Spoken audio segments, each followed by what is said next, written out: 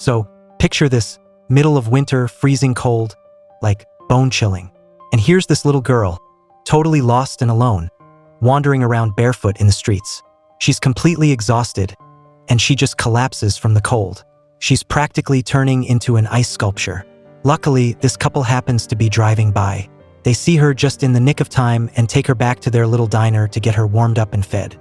They find out her name is Hornclaw, and she has absolutely nowhere to go.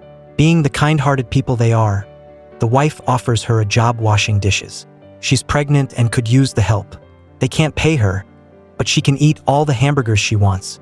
There's this dude named Ryu who hangs around the diner sometimes, but he's always disappearing for a week at a time. When Hornclaw asks where he goes, he just says he's getting rid of pests. Doesn't make a whole lot of sense, but there's something about his cool, mysterious vibe that just captivates Hornclaw. She's so busy staring at him that she accidentally cuts herself while washing dishes. Ryu starts gently bandaging her hand, and just then, the wife walks in, nearly giving Hornclaw a heart attack.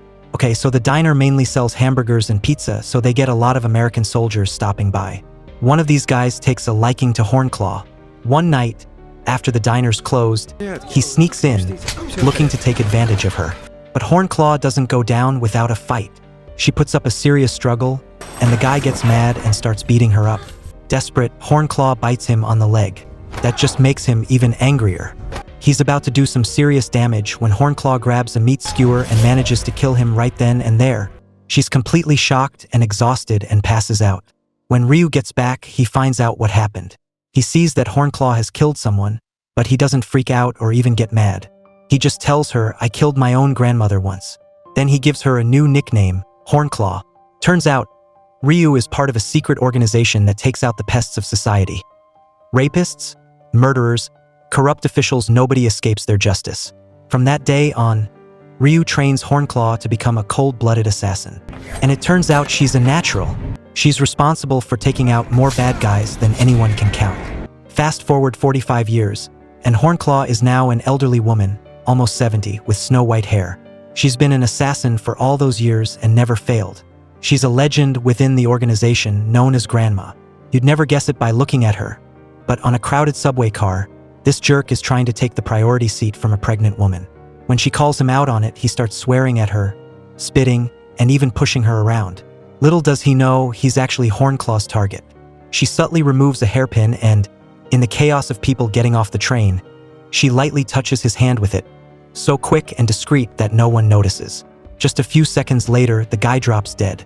Afterwards, she goes to the bathroom and gets rid of the poison, covering her tracks perfectly. But then, she starts trembling and collapses. Maybe she's sick with something. Meanwhile, back at the assassination headquarters, a mother is begging the director, Sun, to take out a drug lord who killed her son. But he coldly refuses.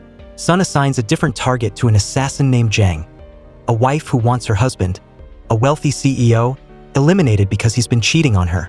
Jang questions the assignment. Cheating isn't a big deal. So why are we killing him? He adds, "Are you getting a big payday for this?" He goes on to ask, "Did you get approval from Grandma for this?"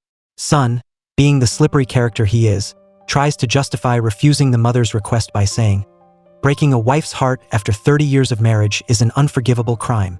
Plus, the company needs funds to operate." Even with that excuse, Jang still refuses to take the job. Now, Hornclaw, she finds this old, injured dog shivering in a garage. She feels bad for it, but she tries to ignore it. She doesn't want to get attached, especially given her line of work. Hornclaw lives a very lonely life, no family, no friends. Nobody even knows who she really is. Her hair isn't even that gray, but she deliberately wears a white wig to make herself look more harmless. She watches an old movie for a bit, then starts writing her report about the assassination she just pulled off. But her hands are shaking so badly she can't even finish. At night, she can't sleep, kept awake by thoughts of that poor dog. So, she finally caves and takes it to the vet to get it fixed up. The surgery goes well, and Hornclaw plans to just leave the dog there and be done with it. But the vet tells her that the dog is too old, shelters won't take it, and it's unlikely anyone would adopt it. If that's the case, it would likely be put down. The vet advises her to call a rescue center, saying if the person who rescued the dog makes the call, they're less likely to turn it down. Seeing the old, abandoned dog and being reminded of her lonely existence, Hornclaw decides to take it home and foster it for a while. Meanwhile, this young dude, we'll call him Tu-Woo, is being dragged off by some gangsters to have his kidney harvested. The closer they get, the more nervous he gets, but it's too late to change his mind. The location is a warehouse down at the docks, and a doctor is already there with an operating table. The head gangster tries to convince him to sell his corneas. "2, I'll give you 3 million for a pair," he says. 3 million? That's a little low, don't you think? What am I supposed to do with 3 million these days? Glasses are getting more expensive by the second, and my eyes are the same as they were 10 years ago. Suddenly, Tu-Woo turns into a total badass and takes out all the thugs in the blink of an eye.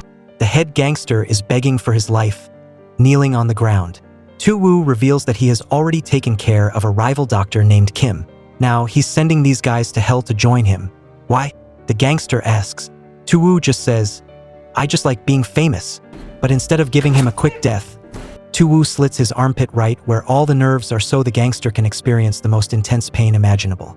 After he's done, Tu-Woo drives away, and Director Sun immediately starts following him. Tu-Woo makes a bunch of crazy turns, trying to lose him, and finally manages to shake him. Just when Sun thinks he's lost him, Tu-Woo slams his car straight into Sun's. "Why do you always have to stick your nose into other people's business?" he asks Sun. Sun knows that Tu-Woo just committed murder and starts listing off his past achievements, implying that he's been watching him for a while. Tu-Woo threatens him, but Sun just hands him a business card. Tu-Woo just scoffs and says, "I'm expensive. Can you even afford me?" Every day before sunrise, Hornclaw goes out for a run. Even though she's 65, she's still incredibly fast. After her run, she heads to the pest control company.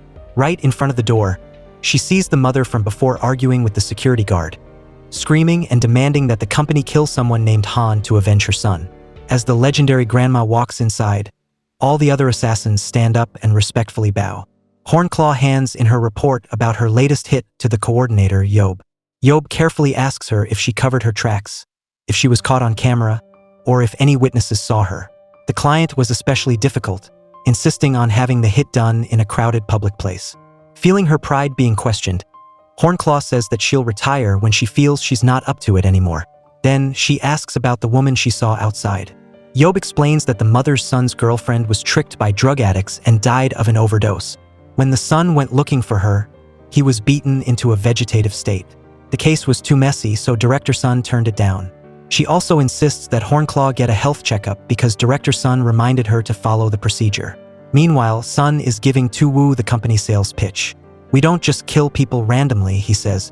"Our mission is to eliminate the parasites that are destroying society, so innocent people can live in peace." Tu-Woo couldn't care less about justice and tries to leave, but Sun grabs him. Tu-Woo pins him down and threatens to kill him when Hornclaw shows up and forces him to release Sun. Sun asks her to forgive him, but she gives him a beatdown to teach him a lesson. Leaving the company, Hornclaw secretly goes to the doctor for a checkup, but she hides her trembling symptoms from him. When he tells her there's something wrong with her bone marrow, she just nods silently and asks him to keep it a secret from the company. The doctor can only advise her not to overwork herself, but she knows that resting is never an option for her. A woman breaks into a paralyzed old man's house and steals all his valuable jewelry.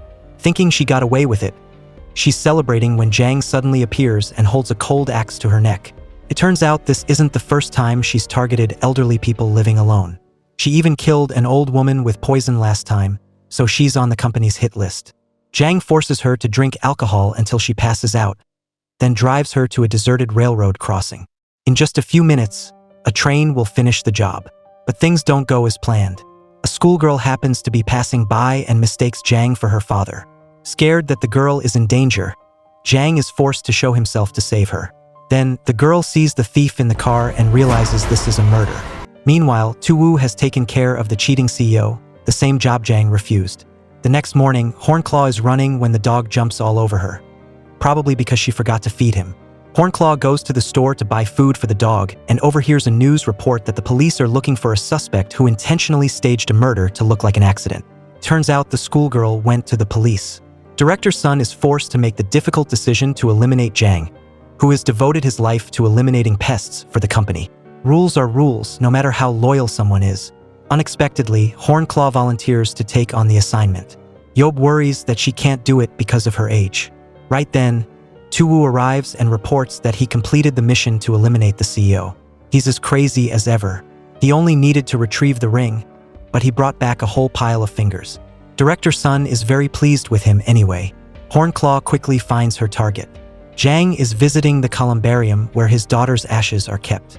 She died 15 years ago.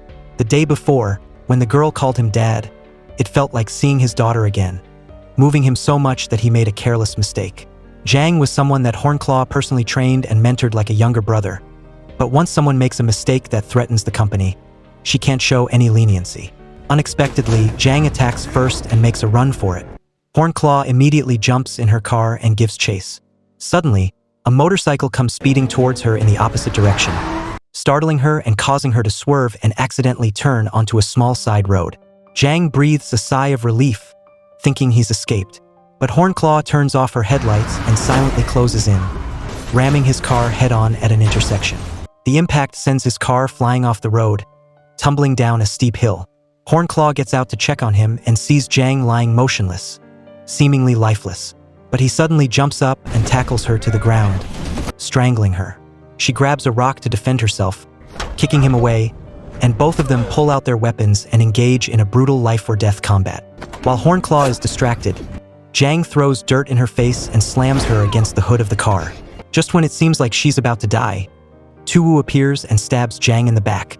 Turns out Director Sun also assigned him to eliminate Jang. "You're too old and slow," Tu-woo says. "I had to step in. Even legends have their expiration date." He turns and walks away, leaving Hornclaw to finish the job. Jang, resigned to his fate, is ready to meet his daughter in the afterlife. But Hornclaw hesitates, unable to bring herself to kill him. So he grabs her hand and forces the knife into his neck in one swift motion. Perhaps for the first time in her life as an assassin, Hornclaw feels a deep pain in her heart. After it's done, she quickly gets into her car to go to the hospital, but she's losing too much blood from the wound in her side and starts to lose consciousness. The car swerves, almost causing an accident, but she manages to brake and pull over. Her hands shaking, she opens the first aid kit, disinfects the wound, and quickly stitches it closed, wrapping it tightly with bandages. But the blood keeps seeping out, and she can't stop it. Her vision blurs, and she vaguely sees Ryu sitting beside her, just like old times. "Don't be soft, no matter who it is," he says. "You got hurt because you hesitated." For a split second, she loses focus, and the car veers off the road and crashes into the curb. She barely manages to open the door and crawl out before collapsing. In a dreamlike state, memories of the past flood back. She remembers a mission with Ryu where she was the one to take out the target, while he handled all the bodyguards so she could focus. The mission was successful, but when they got home, his wife and young child had been killed. Hornclaw broke down in tears, while Ryu was in shock, silent tears streaming down his face. She vaguely wakes up when someone touches her. Acting on instinct, she grabs a glass bottle, smashes it, and holds the sharp shards to the person's throat. It's the veterinarian, Dr. Kong. He calmly explains that he brought her to the hospital after finding her unconscious on the street. Her wounds were very serious, and she almost didn't make it. He also carefully retrieved all her belongings. Seeing her hands bleeding from the glass, he gently takes her hand and bandages it. His actions trigger something in her, bringing back the feeling of Ryu's caring touch from long ago. Knowing that Hornclaw is injured, Director Sun subtly implies that she's past her prime. She replies that the knife might look dull, but it can still be used effectively. "I see you're just picking up random people off the street and giving them assignments," she says. "Our job is to eliminate harmful parasites, a sacred duty. For example, taking out the drug addicts who trick young people and push them to their deaths. Those are the jobs that you're turning down, and those are our jobs." Turns out that Sun doesn't dare mess with the drug dealers because they're connected to the nationwide mafia, and messing with them would mean certain death for everyone. Hornclaw is probably regretting making him director right about now. On the way home, she's ambushed by Tu-woo, who's being a real jerk. Turns out he followed her that night and saw everything, her passing out on the street and the doctor taking her in. Leaving witnesses like that is a huge mistake. Enraged, Hornclaw pulls out her knife and threatens him. "If you want to live long, you'll know your place. It's best if I never see your face again." That night, Tu-woo secretly breaks into the company and searches for a file. It turns out his father was assassinated by the company for corruption. Tu-woo was the one who found his father's body, and it traumatized him so much that he had to be hospitalized for 2 years in a mental institution. The file reveals that the person who eliminated his father was none other than Hornclaw. Hornclaw is startled awake and immediately grabs her knife for protection, but it's just the dog scratching at the door. She goes for her usual morning run, even though the wound in her side occasionally throbs with pain. She curiously follows Dr. Kong and finds out that he has a young daughter named Hei-Nai. His wife died because of a medical error. Kong often stands in front of the hospital holding signs demanding an explanation and an apology. The director ignores him and has him kicked out. Kong often takes Hei-Nai to her grandmother's fruit stand. The grandmother says that her daughter was bedridden after the surgery and died 5 years later. Since then, Kong hasn't been able to sleep at night. Hornclaw is spotted by Kong and hurries away, but he sees her and chases after her. If she were the Hornclaw of old, she would definitely have knocked him out and sent him to meet his ancestors. This time, she has her hairpin ready, but she can't bring herself to be as ruthless as before. Dr. Kong doesn't know why she was visiting his family, but he believes she's a good person. Only a good person would help an old, abandoned dog. "Why don't you come to the hospital?" he asks. "I'm afraid of getting fired from my company." "Is your company that scary? I have to bandage your wound. What's your name anyway?" Seeing that she doesn't answer, Kong quietly leaves. As he heads out, he bumps into Tu-Wu. Tu-Wu is asking Director Sun about Hornclaw. Sun says that in over 40 years, she's never made a mistake. She's unbelievably perfect, a legend who's both admirable and terrifying. The newcomers might seem tough, but they're nowhere near her level. The founder of this company was Ryu. After his wife and child were killed, he went to their hideout to take revenge. He took out 28 guys on his own, but he was only human. When Hornclaw arrived, Ryu was dying, so she killed the rest of them to avenge him. That's when she changed her nickname from Fingernail to Claw, but that's all ancient history. Now, Sun just sees her as an outdated tool that needs to be removed from the company. Hornclaw names the old dog Burden as a cynical commentary on their shared status as elderly, abandoned creatures. One day, while she's walking with Burden, she runs into Kong and his daughter. Hei-Nai loves dogs and happily takes Burden for a walk. Kong tells her about the doctor's mistake that caused his wife's death. The director casually said, "Mistakes happen." Hornclaw asks why he doesn't just eliminate her. Kong doesn't answer, but invites her to have lunch with them. At first, Hornclaw refuses, but Hei-Nai begs her, so she agrees. This is when she introduces herself as Hornclaw, which means claw. Hei-Nai insists on inviting her to watch her perform in a talent show. Suddenly, someone breaks a bowl and runs away. It's Tu-Wu who's still secretly following Hornclaw. He goes to Dr. Kang's hospital and asks him some strange, unsettling questions. There's this old hunting dog who's starting to act differently, doing things he's never done before. Why is that? He's moved by little things, he's more afraid, he craves things he never cared about before. Seeing his demeanor, Kong knows this guy is bad news and makes an excuse to leave. Tu-Wu doesn't give up and tries to approach Kang's mother-in-law and daughter. Hornclaw sees this and immediately warns him. "If you dare touch a hair on Kang's head or his family, you'll regret it. That little girl is good. She's melting a person as cold as me. Don't hurt innocent people. I'll retire so I don't cause problems for the company." "You'd retire just for one person? You finally got a sense of wanting to protect someone now that you're old?" He taunts. "What's your goal? Anyway, what does it matter to you? I can go wherever I want." It's been a long time since Hornclaw allowed herself to protect anyone. The day Ryu's wife and child died, he promised to find her a new identity to start over. But if she wanted to stay with the company, she absolutely couldn't allow herself to have anything to protect. After taking care of his family's funeral arrangements, Ryu decided to take revenge. Before he left, he gave Hornclaw a hairpin and told her to take care of the company. It's the same hairpin that Hornclaw always carries with her to this day. The next day, Hornclaw throws explosives into a trash can in front of the hospital. In the chaos, she pretends to accidentally bump into the hospital director. Just a few seconds later, the director collapses. Kong, who was protesting there, runs over to see what happened and catches a glimpse of Hornclaw in the distance. He probably understands what's going on. Sun goes to Hornclaw's house to give her the assignment to eliminate Dr. Kong because he's suspected of killing the hospital director. The client even demands that it be done in front of Kang's daughter. Hornclaw asks for the client's information, but Sun refuses to reveal it. "Then why don't you give it to Tu-Wu? Do you trust him that much?" The client requires someone with experience, so I'm asking Grandma for a favor. That night, Hornclaw goes to Yob to ask who the client is. Yob pulls out a knife in resistance, but Hornclaw easily overpowers her. It turns out the director's son is sure that Dr. Kong killed his mother and offered a large sum of money to have him avenged. Yob found it a little strange that the director's son was wearing a fake watch. But Son said, "We just need the money." Using the information Yob provided, Hornclaw finds him at a casino. With a knife to his throat, he reveals that someone hired him. Hornclaw then forces him to call that person, who turns out to be Tu Wu. He doesn't seem surprised and implies that Dr. Kong is about to die. Hornclaw immediately speeds off to Dr. Kang's apartment like a maniac. Kong has just arrived home and is getting on the elevator with a delivery guy wearing a helmet. Hornclaw rushes over with all her strength, just like the time she found out Ryu had gone to take revenge alone, her heart burning with anxiety.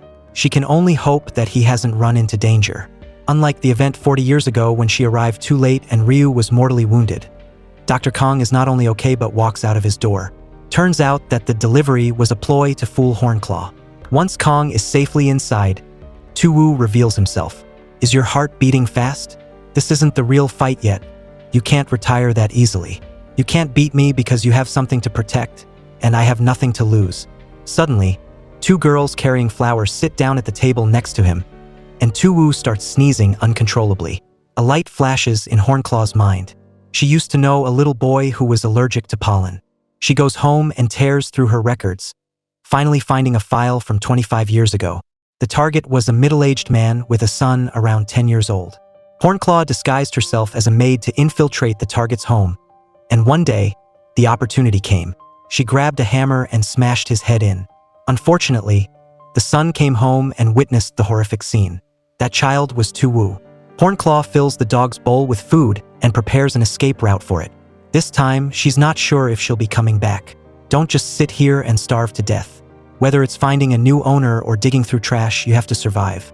She decides to carry out one last assassination, taking out the drug mafia that Director Son wouldn't dare touch. She promises Son, "One way or another, I'll disappear from here on out. This place will be yours." Yob tries to stop Hornclaw because it's too dangerous, but Hornclaw is determined. Hornclaw goes to a nightclub and finds the drug lord. He assumes she's a hitman hired by a rival. She starts beating him mercilessly, but his men suddenly burst in to save him. Someone must have tipped them off. The first person that Hornclaw suspects is Yob. She breaks through the encirclement and uses the chaos of the crowded dance floor to take out each of them one by one.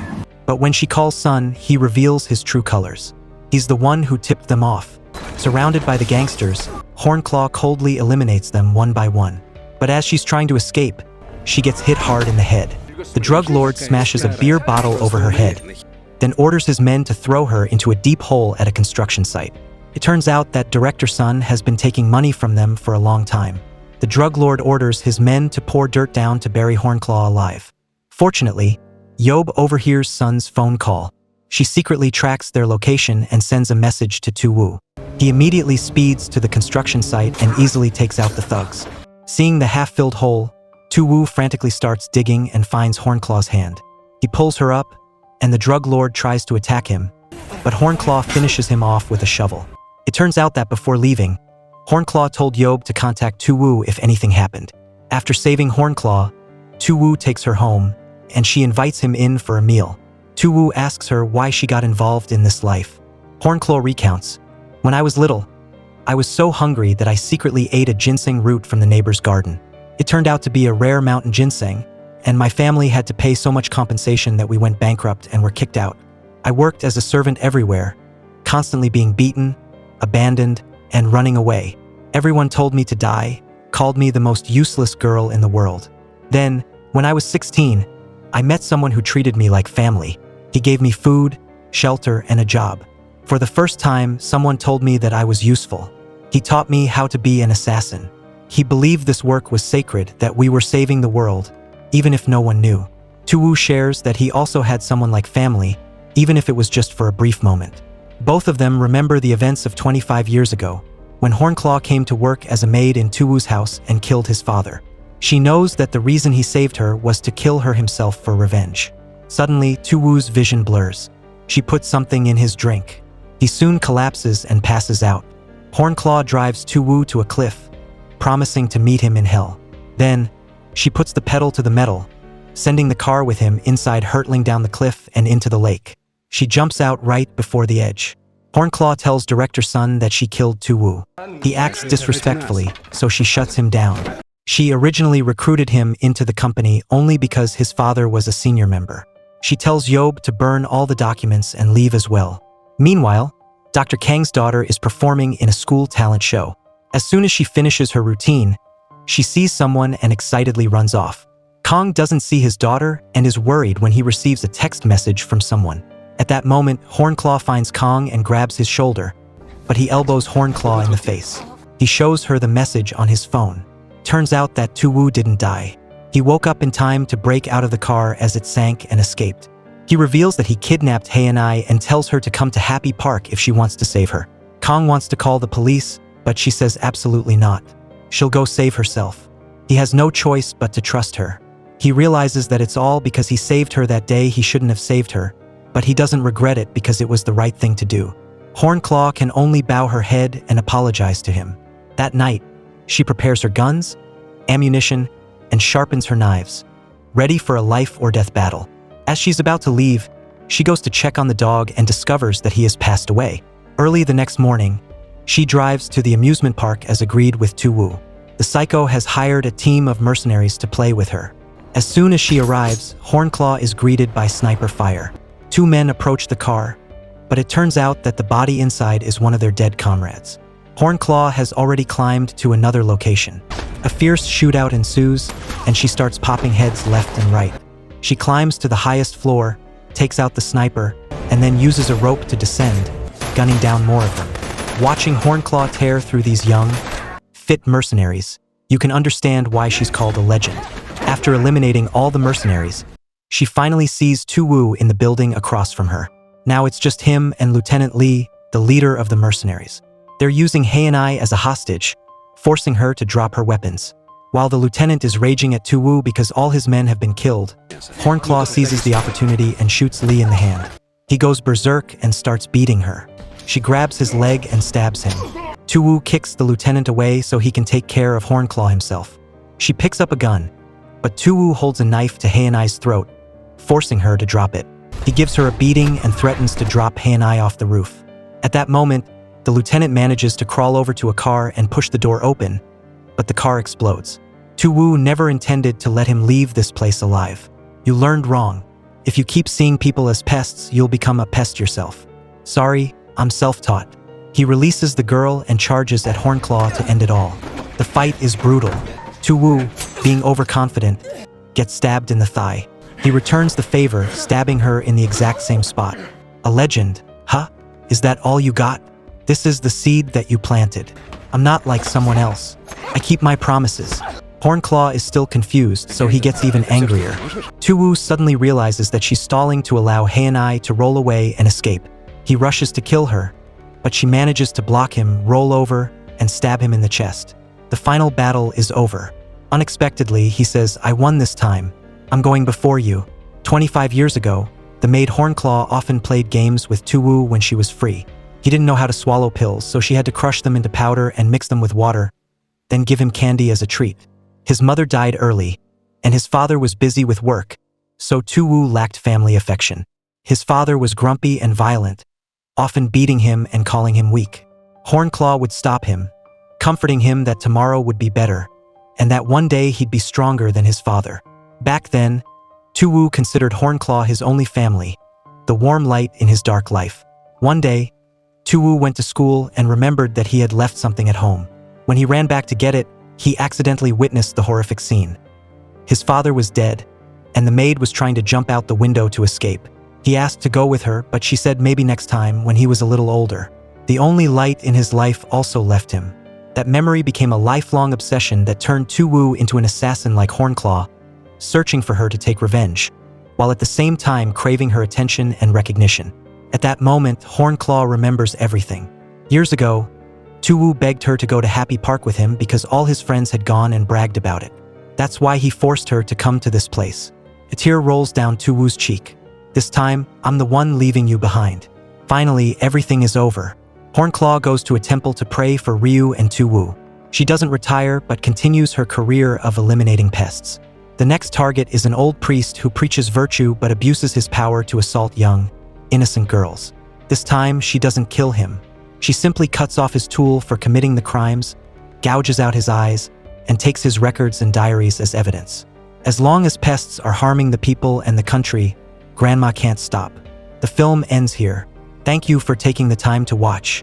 If you liked it, please give us a like, share, or comment.